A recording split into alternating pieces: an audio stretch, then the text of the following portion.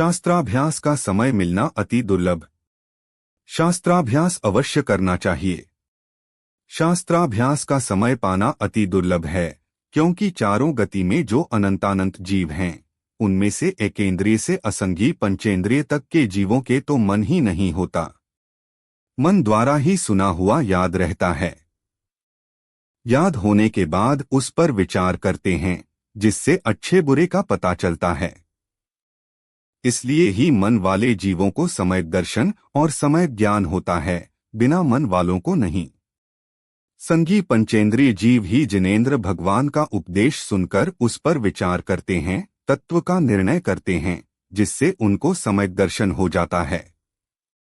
यह सम्यक दर्शन पंचेंद्रिय जीवों को ही होता है।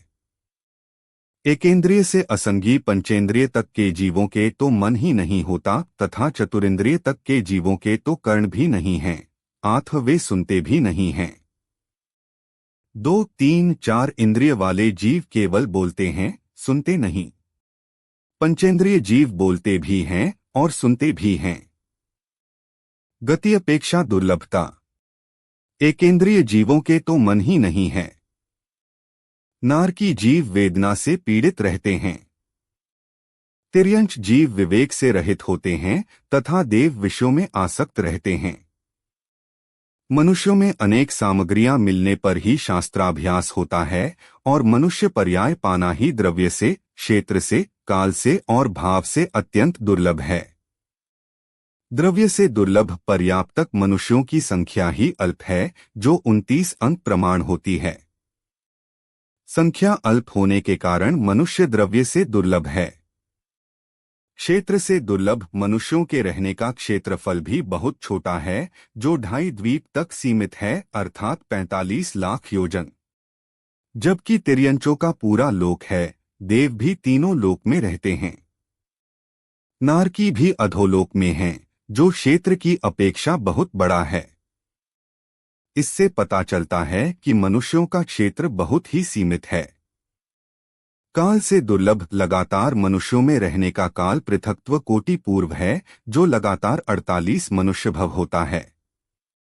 यह 48 भव का वर्णन लगातार की अपेक्षा से है, 2000 सागर के मनुष्य भवों की अपेक्षा नहीं।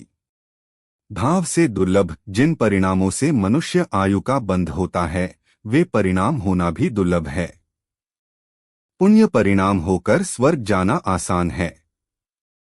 पाप परिणाम होकर नरक जाना आसान है। तिर्यंच गति में तो जीव जाते ही रहते हैं।